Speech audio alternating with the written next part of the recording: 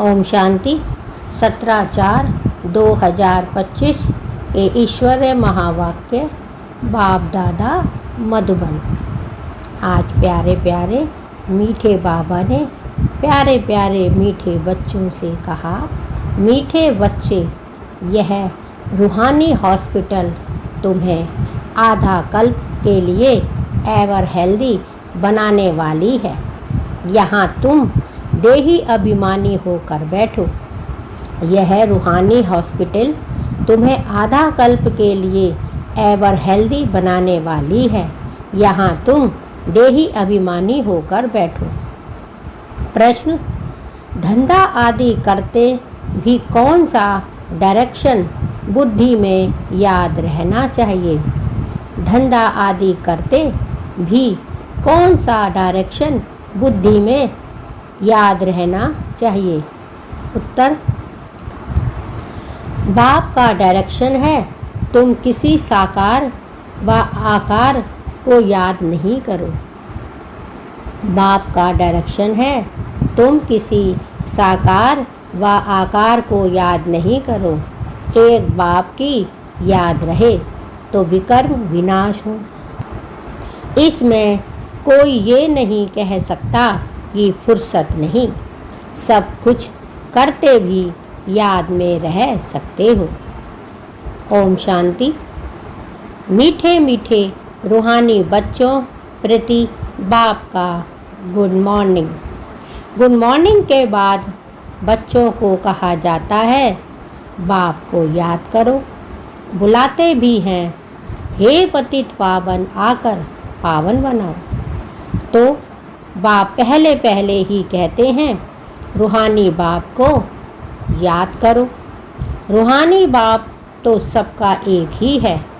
Father को कभी सर्वव्यापी नहीं माना जाता है। तो जितना हो सके बच्चे पहले पहले बाप को याद करो। कोई भी साकार व आकार को याद नहीं करो सिवाय एक बाप के। यह तो बिल्कुल सहज है ना। मनुष्य कहते हैं हम बिजी रहते हैं, फुर्सत नहीं, परंतु इसमें तो फुर्सत सदैव है। बाप युक्ति बतलाते हैं, यह भी जानते हो बाप को याद करने से ही हमारे पाप भस्म होंगे। मुख्य बात है यह धंधे आदि की कोई मना नहीं है। वह सब करते हुए सिर्फ बाप को याद करो तो विकर्म विनाश हो। यह तो समझते हैं हम पतित हैं। साधु संत ऋषि मुनि आदि सब साधना करते हैं। साधना की जाती है भगवान से मिलने की। सो जब तक उनका परिचय ना हो तब तक तो मिल नहीं सकते। तुम जानते हो बाप का परिचय दुनिया में कोई को नहीं है। सो जब तक उनका परिचय ना हो भगवान का तब तक तो मिल नहीं सकते। तुम जानते हो बाप का परिचय दुनिया में कोई को भी नहीं है। देह का परिचय तो सबको है। बड़ी चीज का परिचय झट हो जाता है। आत्मा का परिचय तो जब बाप आए हैं तब समझाएं। आत्मा और शरीर दो चीज़ें हैं। आत्मा एक स्टार है और बहुत सूक्ष्म है, उनको कोई देख नहीं सकते। तो यहाँ जब आकर बैठते हैं तो देही अभिमानी होकर बैठना है। यह भी एक हॉस्पिटल है ना, आधा कल्प के लिए एवर हेल्दी होने का। बाप कहते हैं आत्मा और शरीर दो चीज़ें हैं। आत्मा एक स्टार और बहुत सूक्ष्म है, उनको कोई देख नहीं सकते। तो यहाँ जब आकर बैठते हैं तो देही अभिमानी होकर बैठना है। यह भी एक हॉस्पिटल है ना, आधा कल्प के लिए एवर हेल्दी होने की। आत्मा तो है अविनाशी, कभी विनाश नहीं होती। आत्मा का ही सारा पाठ है। आत्मा कहती है, मैं कभी विनाश को नहीं पाती, मैं कभी विनाश को नहीं पाती हूँ। इतनी सब आत्माएं अविनाशी हैं। शरीर है विनाशी। अब तुम्हारी बुद्धि में यह बैठा हुआ है कि हम आत्मा अविनाशी हैं। हम 84 जन्म लेते हैं। यह ड्रामा है। इसमें धर्म स्थापक कौन कौन कब आते हैं, कितने जन्म लेते होंगे, यह तो जानते हो। 84 जन्म जो गाए जाते हैं जरूर किसी एक धर्म के होंगे। सभी के तो हो ना सकें, सब धर्म इकट्ठे तो आते नहीं। हम दूसरों का हिसाब क्यों बैठ निकालें। जानते हैं, फलाने फलाने समय पर धर्म स्थापन करने आते हैं, उसकी फिर वृद्धि होती है। सब सतो प्रधान से तमो प्रधान तो होने ही हैं। दुनिया जब तमो प्रधान होती है तब फिर बाप आकर सतो प्रधान सतयुग मनाते हैं। अभी तुम बच्चे जानते हो, हम भारतवासी ही फिर नई दुनिया में आकर राज्य करते हैं और कोई धर्म नहीं होगा। तुम बच्चों में भी जिनको उच्च मर्तबा लेना है वह जास्ती याद में रहने का पुरुषार्थ करते हैं और समाचार भी लिखते हैं कि बाबा हम इतना समय याद में रहता हूँ। कई तो पूरा समाचार लज्जा के मारे देते नहीं हैं। समझते हैं बाबा क्या कहेंगे, परंतु मालूम तो पड़ता है ना। स्कूल में टीचर स्टूडेंट को कहेंगे ना कि तुम अगर पढ़ेंगे नहीं तो फेल हो जाएंगे। लौकिक माँ बाप भी बच्चों की पढ़ाई से समझ जाते हैं। यह तो बहुत बड़ा स्कूल है। यहाँ तो नंबरवार बिठाया नहीं जाता है, बुद्धि से समझा जाता है। नंबरवार तो होते ही नहीं ना। अब बाबा अच्छे अच्छे बच्चों को कहाँ भेज रहे देते हैं, वह फिर चले जाते हैं तो दूसरे लिखते हैं हमको महारती चाहिए, तो ज़रूर समझते हैं वह हमसे होशियार नामी ग्रामी है। नंबरवार तो होते हैं ना। प्रदर्शनी में भी अनेक प्रकार के आते हैं, तो गाइडेंस भी करना चाहिए। गाइडेंस भी खड़े रहने चाहिए जांच करने के लिए। रिसीव करने वाला तो जानते हैं यह किस प्रकार का आदमी है, तो उनको फिर इशारा करना चाहिए कि इनको तुम समझाओ। तुम भी समझ सकते हो। First grade, second grade, third grade सब है। वहाँ तो सबकी सर्विस करनी ही है। कोई बड़ा आदमी है तो ज़रूर बड़े आदमी की खातिरी तो सब करते ही हैं। यह कायदा है। बाप अथवा टीचर बच्चों की क्लास में महिमा करते हैं। यह भी सबसे बड़ी खातिरी है। नाम निकालने वाले बच्चों की महिमा अथवा खातिरी की जाती है। यह फलाना धनवान है, रिलीजियस माइंडेड है, यह भी खातिरी है ना। अब तुम बच्चे जानते हो उच्च ते उच्च भगवान है, कहते भी हैं बरोबर उच्च ते उच्च है, परंतु फिर बोलो उनकी बायोग्राफी बताओ तो कहेंगे सर्वव्यापी है, बस एकदम नीचे कर देते हैं। अब तुम समझा सकते हो सबसे ऊंचे ते ऊंच है भगवान। वह है मूल वतन वासी, सूक्ष्म वतन में है। देवताएं यहाँ रहते हैं मनुष्य, तो उच्च ते उच्च भगवान वह निराकार ठहरा। अभी तुम जानते हो हम जो हीरे मिसल थे सो फिर कौड़ी मिसल बन गए पड़े हैं। फिर भगवान को अपने से भी जास्ती नीचे ले गए हैं। पहचानते ही नहीं हैं। तुम भारतवासियों को ही पहचान मिलती है, फिर पहचान कम हो जाती है। अभी तुम बाप की पहचान सबको देते जाते हो। ढेरों को बाप की पहचान मिलेगी। तुम्हारा मुख्य चित्र है ही यह त्रिमूर्ति गोला झाड़। इसमें कितनी रोशनी है, यह तो कोई भी कहेंगे। यह लक्ष्मी नारायण सतयुग के मालिक थे। अच्छा, सतयुग के आगे क्या था, यह भी तुम जानते हो। अभी है कलयुग का अंत और है भी प्रजा का प्रजापत राज्य। अभी रजाई तो है नहीं। कितना फर्क है।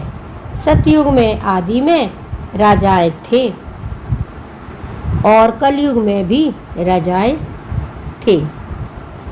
भल कोई वह पावन नहीं है, परंतु कोई पैसा देकर भी टाइटल ले लेते हैं। बाप कहते हैं, अभी तुम जानते हो, अभी है कलयुग का अंत है और भी प्रजा का प्रजा पर राज्य है। अभी रजाई तो है नहीं। कितना फर्क है। सतयुग के आदि में राजाएं थे और अभी कलयुग में भी राजाएं हैं। भल कोई वह पावन नहीं, परंतु कोई पैसा देकर भी टाइटल ले लेते हैं। महाराजा तो कोई है नहीं, टाइटल खरीद लेते हैं।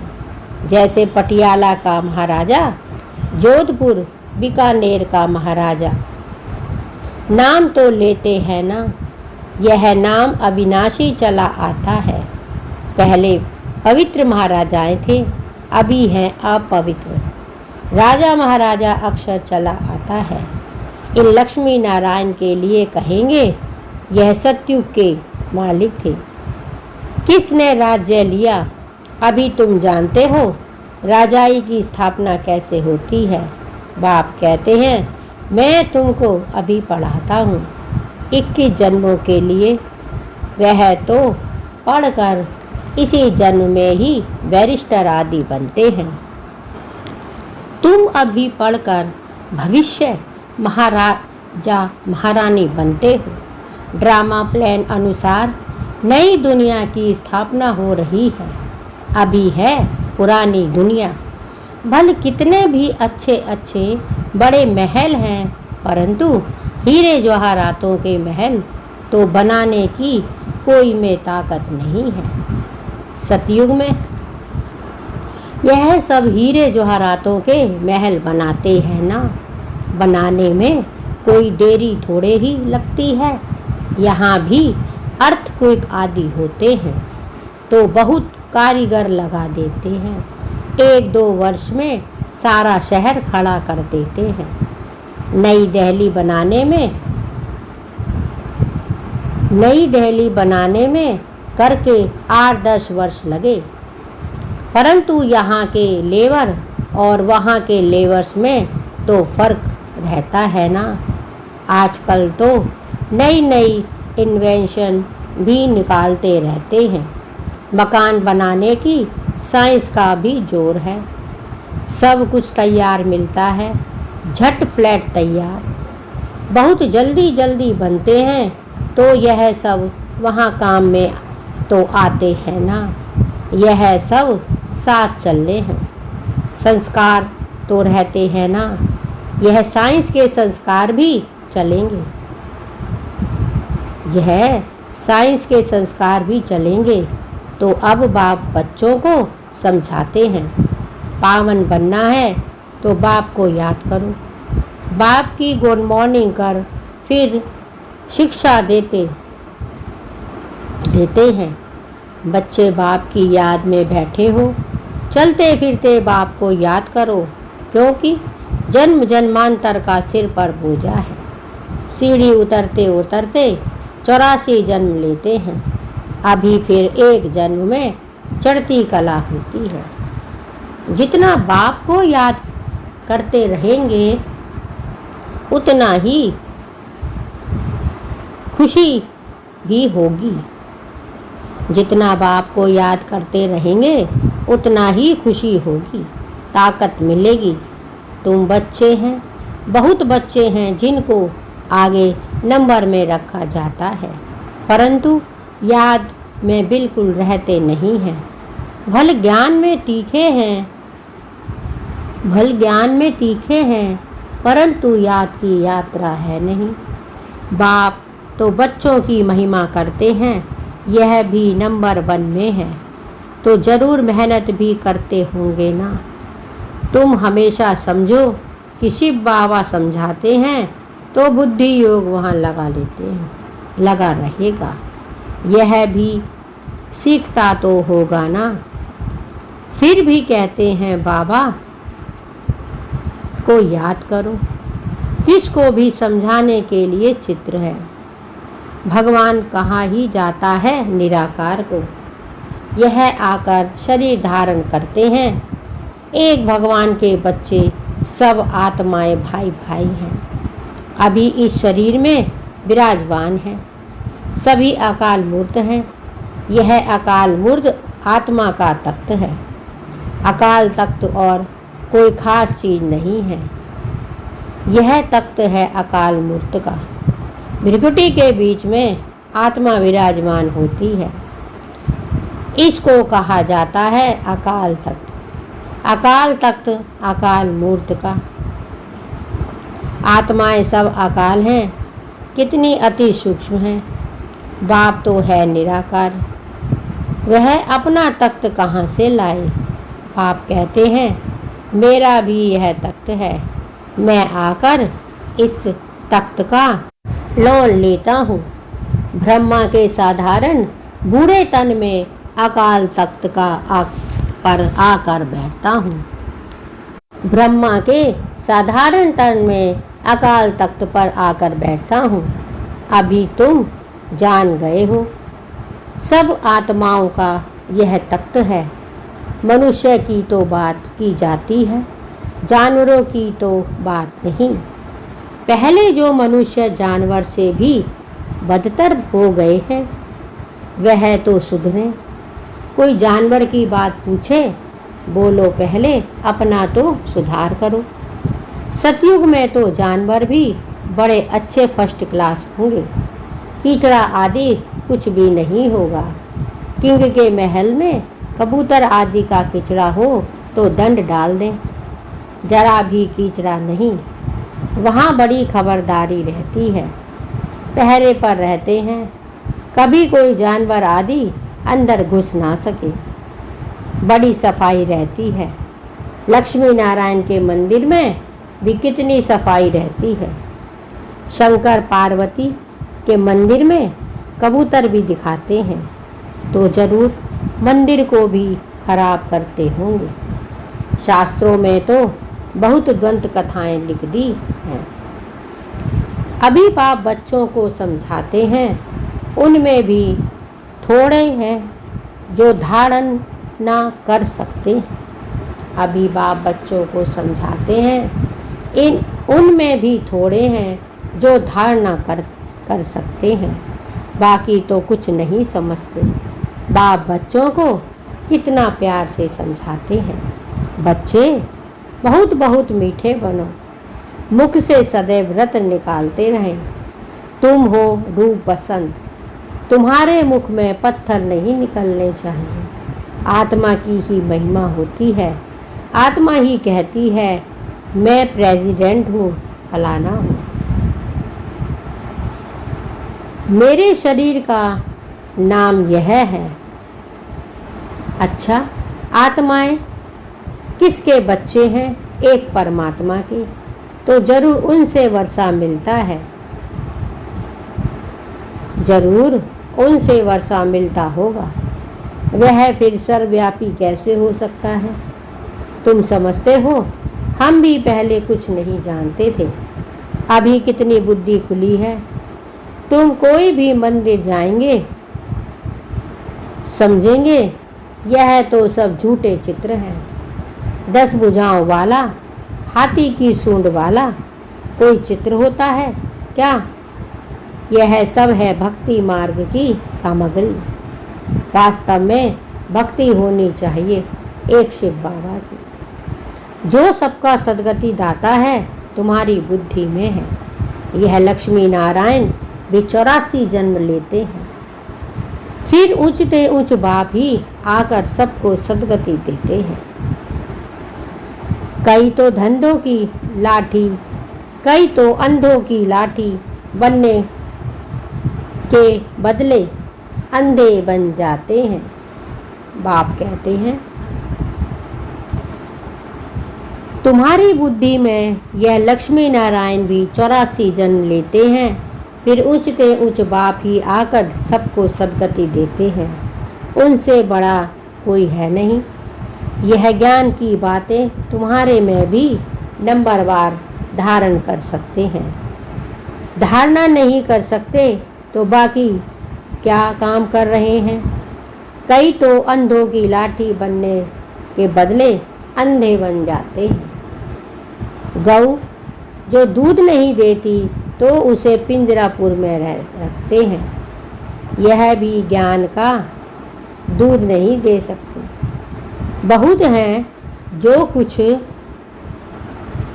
पुरुषार्थ नहीं करते, समझते नहीं कि हम कुछ तो किसका कल्याण करें।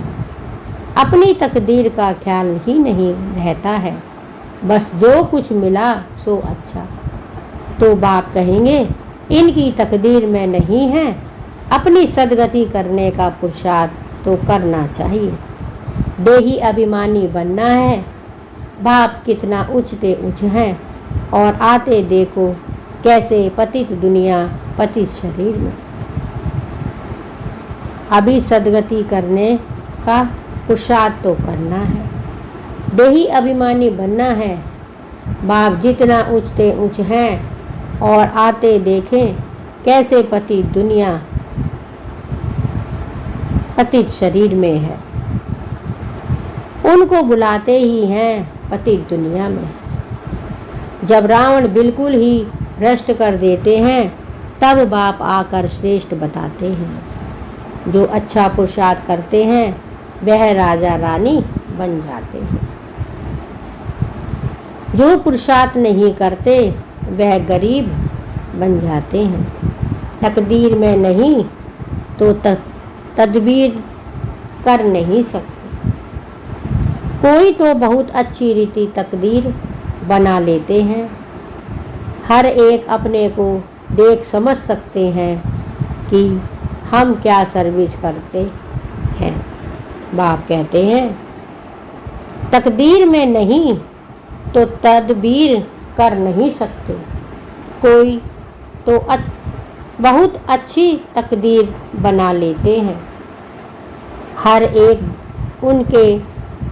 एक अपने को देख सकते हैं कि हम क्या सर्विस करते हैं।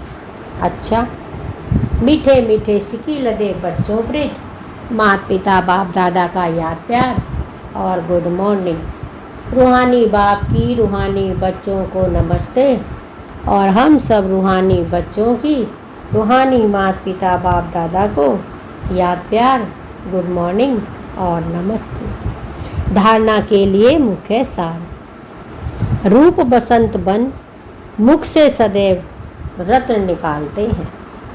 बहुत बहुत मीठा बनना है, कभी भी पत्थर कटु वचन नहीं निकालना है। रूप बसंत बन मुख से सदैव रत्न निकालने हैं। बहुत बहुत मीठा बनना है, कभी भी पत्थर कटु वचन नहीं निकालना है। 2.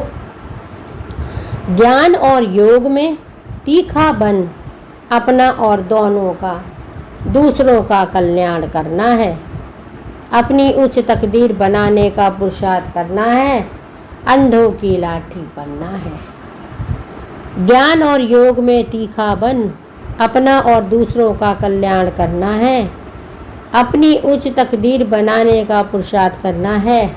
अंधों की लाठी बनना है। वरदान। त्रिस्मृति स्वरूप का तिलक धारण करने वाले संपूर्ण विजयी भव। त्रिमूर्ति स्वरूप का तिलक धारण करने वाले संपूर्ण विजयी भव।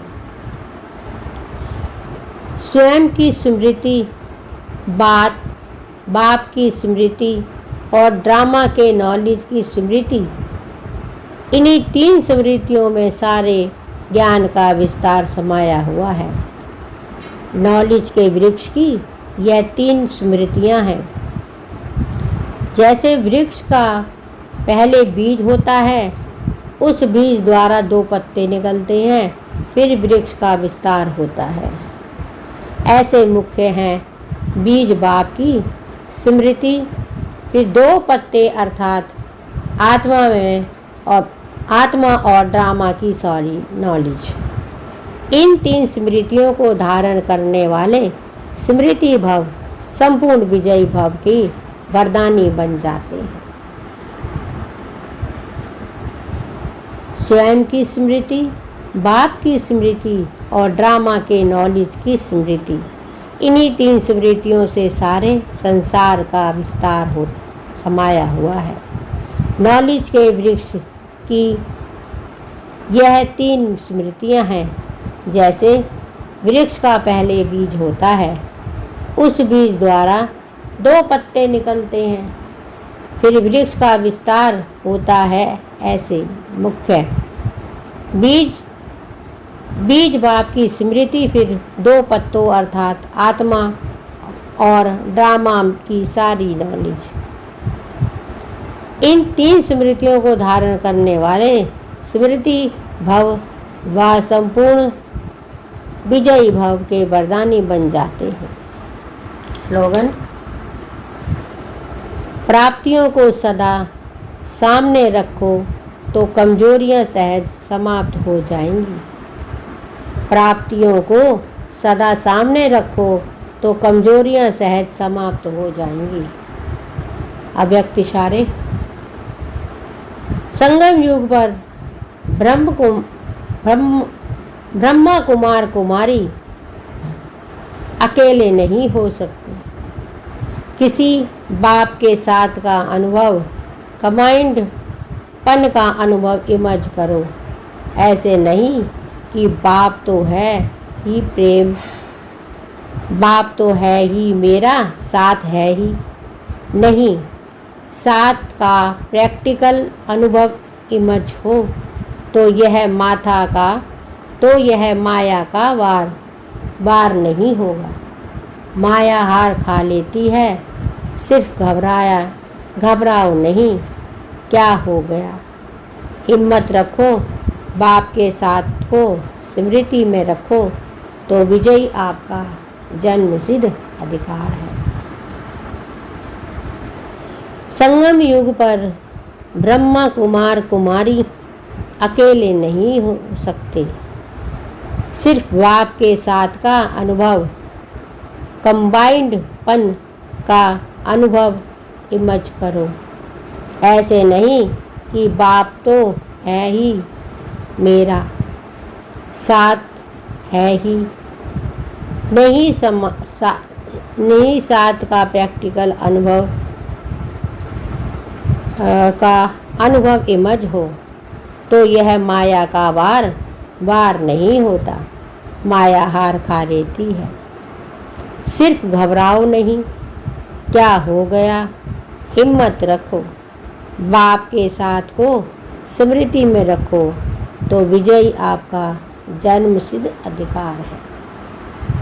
यह थे बाबा के आज के अनमोल मधुर महावाक्य। शुक्रिया बाबा, शुक्रिया आपका, बहुत बहुत शुक्रिया। ओम शांति, ओम शांति, ओम शांति।